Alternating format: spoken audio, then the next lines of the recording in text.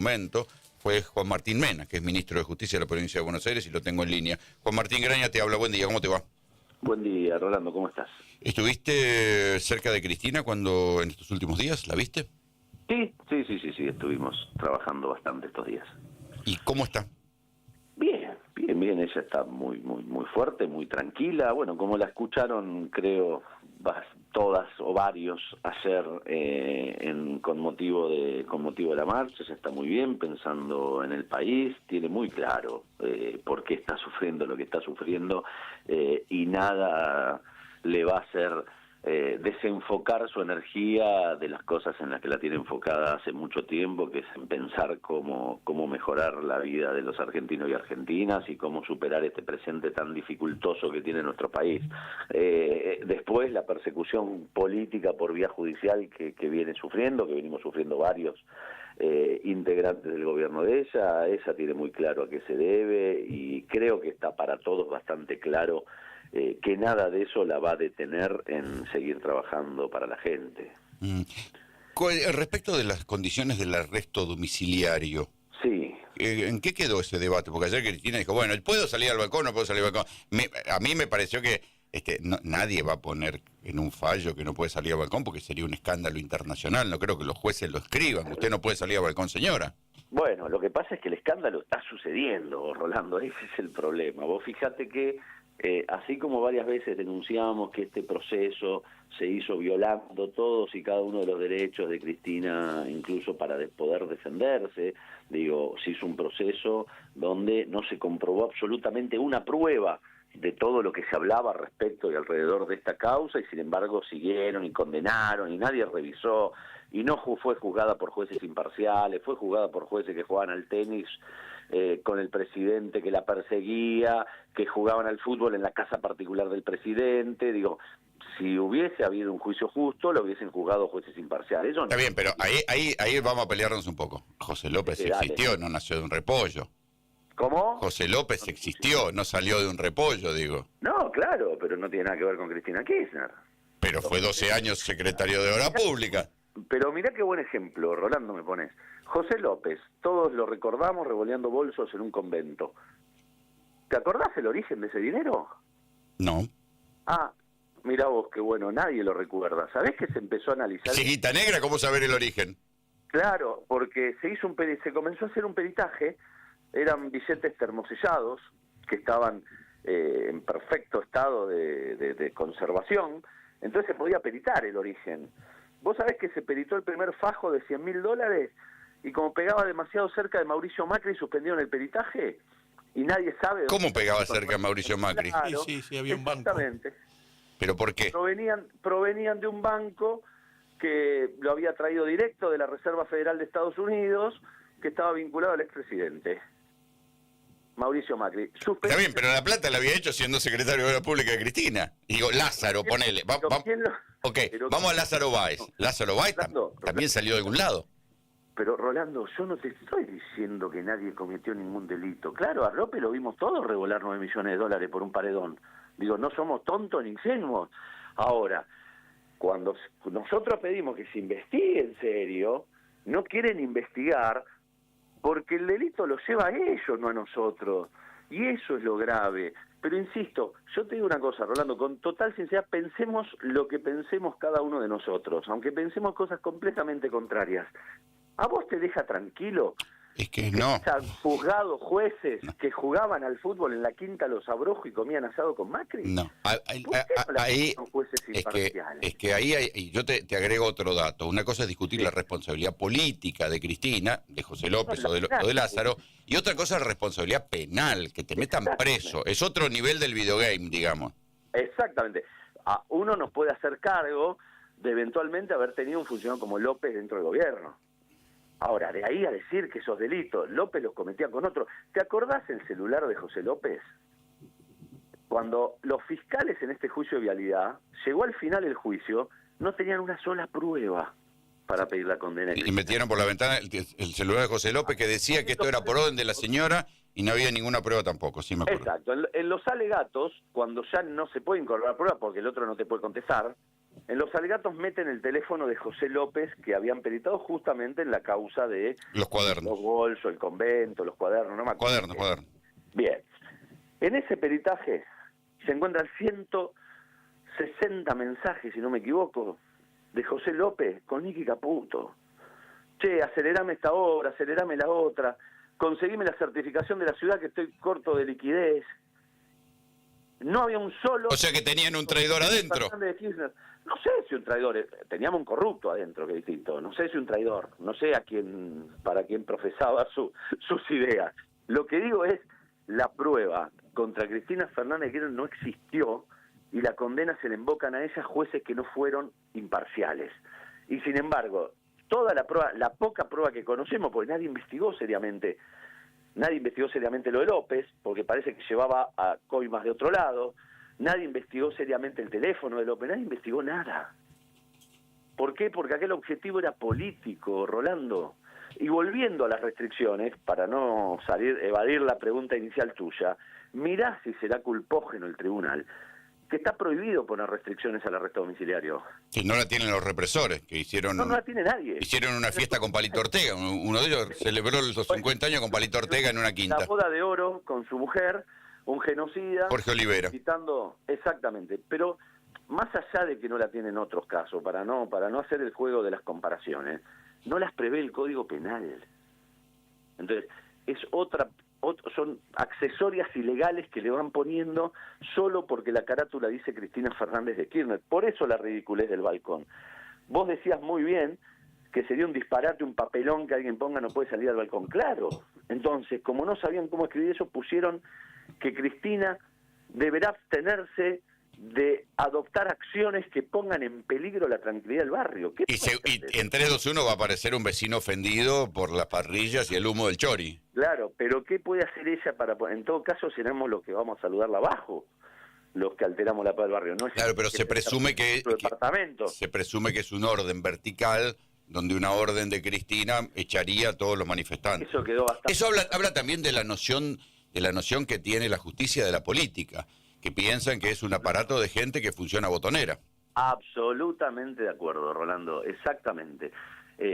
La gente va por sí sola, obviamente que van a agrupaciones políticas organizadas, y eso está muy bien, es lo más sano que puede haber en democracia, pero después hay gente que va solo porque le quiere demostrar su afecto, su cariño, su agradecimiento. Es muy, muy emotivo, digo, para los que profesamos las mismas ideas, es muy emotivo ver lo que sucede así, pero bueno, el tribunal en esto de que no parezca que están beneficiando a Cristina, puso restricciones que son algunas de imposible cumplimiento, otras no se entienden, como todo lo que sucede cuando uno se aparta de la ley, básicamente.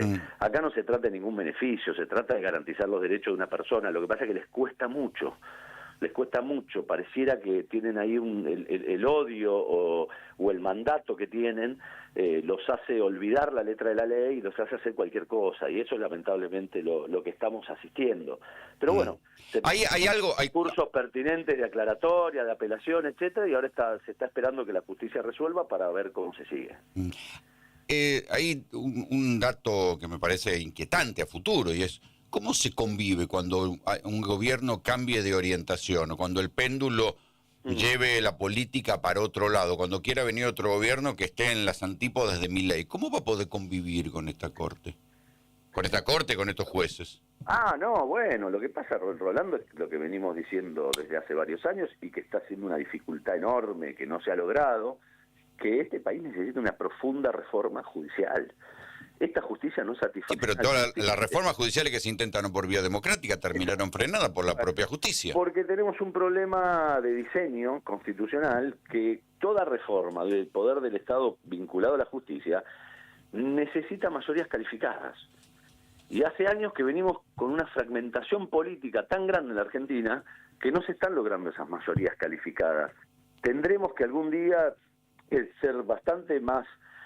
poner más energía en lograr esos acuerdos políticos, porque, mira, si hay algo donde no hay grieta, no hay grises, no hay discusiones, que esta justicia no satisface a nadie. Es que es una justicia precaria, de una corte de 3 miembros, de un procurador que nadie votó, de camaristas que están ahí por traslado, que no fueron elegidos. El procurador interino lleva más tiempo que los últimos 2 procuradores constitucionales nombrados en el cargo. ¿Por qué? Porque no se juntan los 2/3 que requiere la Constitución para nombrar al procurador conforme lo manda la ley.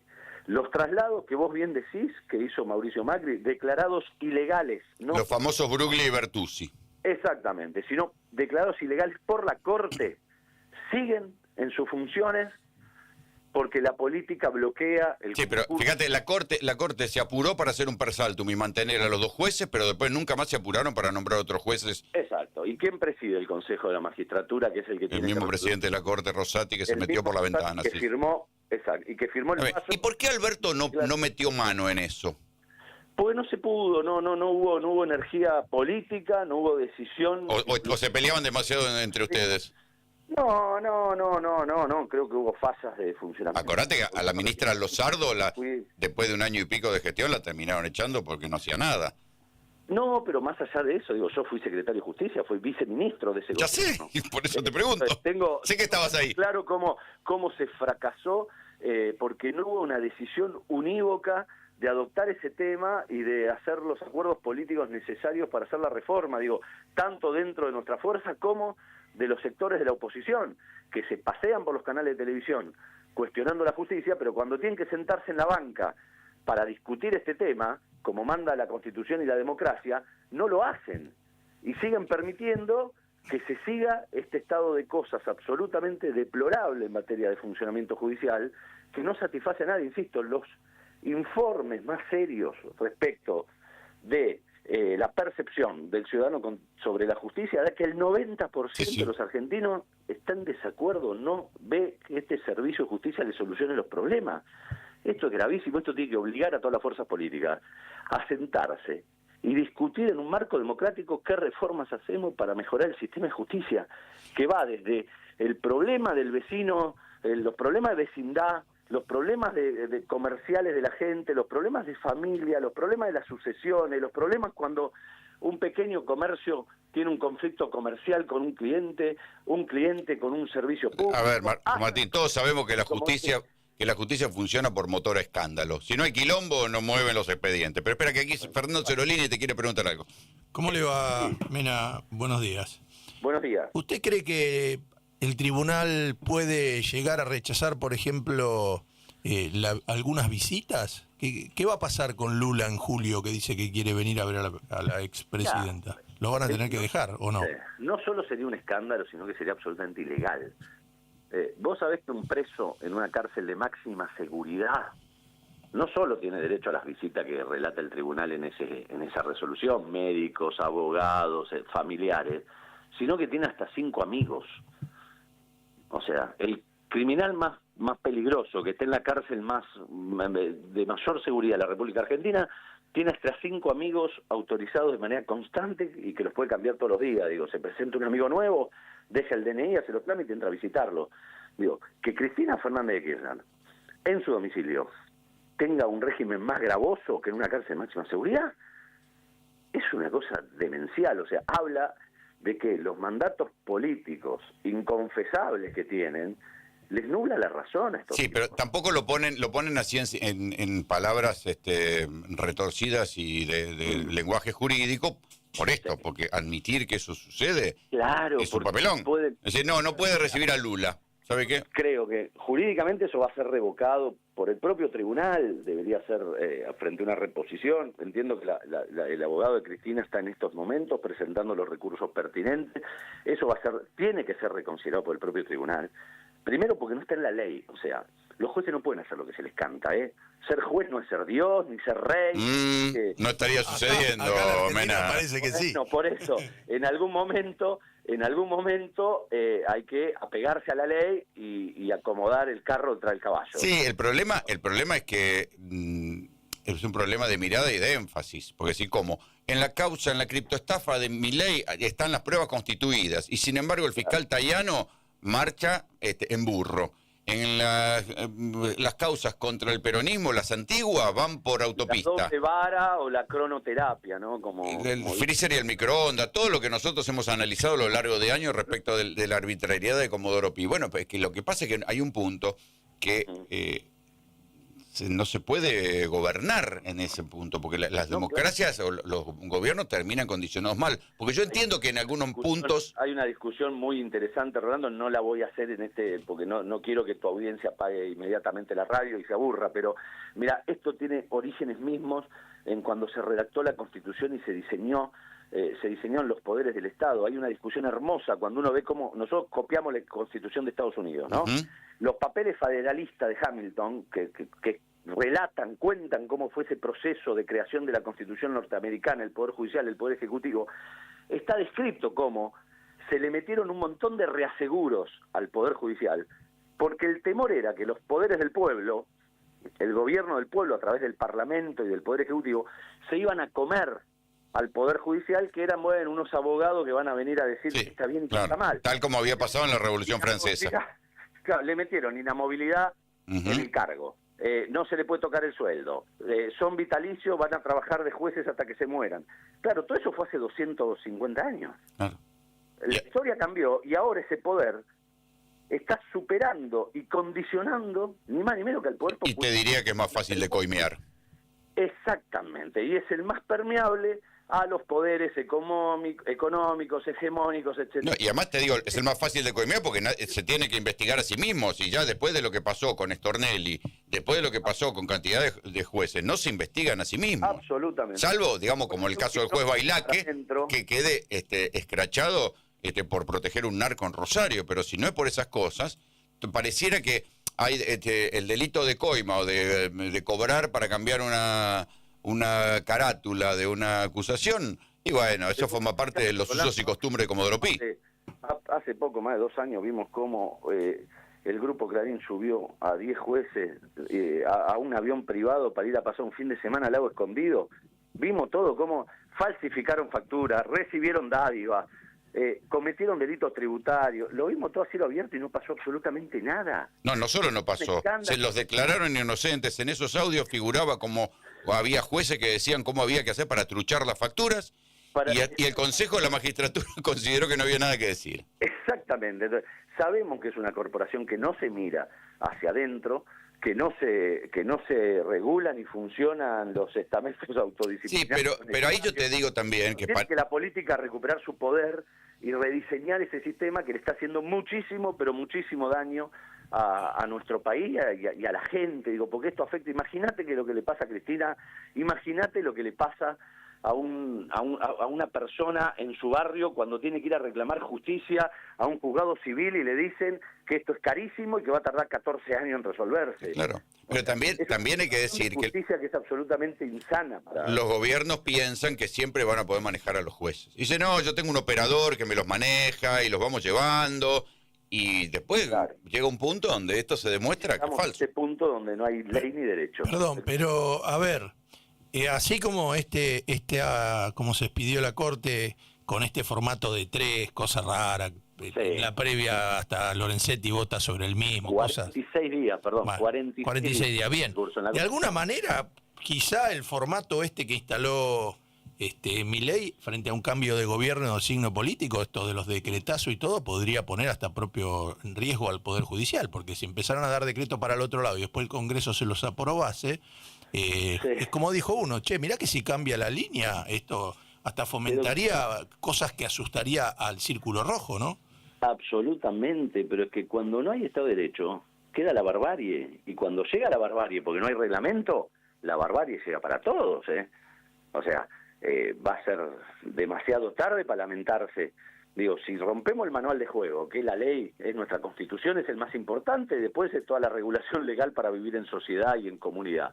Digo, si pateamos el reglamento y cada uno juega con la regla que quiere, no se salva nadie. El péndulo... Está advirtiendo.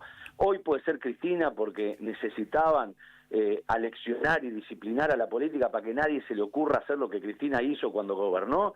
Bueno, sepan que esto le cabe a cualquiera. En esta misma causa se condena a Cristina por un delito que ella no podía cometer. Digo, porque básicamente, para hacerlo muy sencillo, el presidente no es el administrador general del país. Por lo tanto, no puede cometer el delito de administración fraudulenta. Es como que a mí, por más que me digan doctor, yo soy abogado, no soy médico, así que mala praxis médica no puedo cometer jamás. No todos los delitos los pueden cometer todas las personas.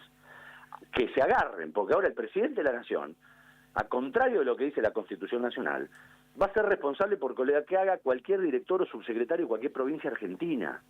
Recordemos que estos 51 trámites de licitación fueron llevados a cabo por funcionarios provinciales de la provincia de Santa Cruz. Y si le aplicaran a Milei el principio de no podía ignorar, ya tendría que estar preso por la criptoestafa. Juan Martín, Exactamente. te mando un gran abrazo, gracias por el contacto. Por favor, muchísimas gracias a vos y a tu equipo. Rolando, un fuerte abrazo. Juan Martín Mena, ministro de Justicia de la provincia de Buenos Aires. Qué lindo cuando alguien acepta debatir. Bien, qué lindo cuando alguien acepta debatir.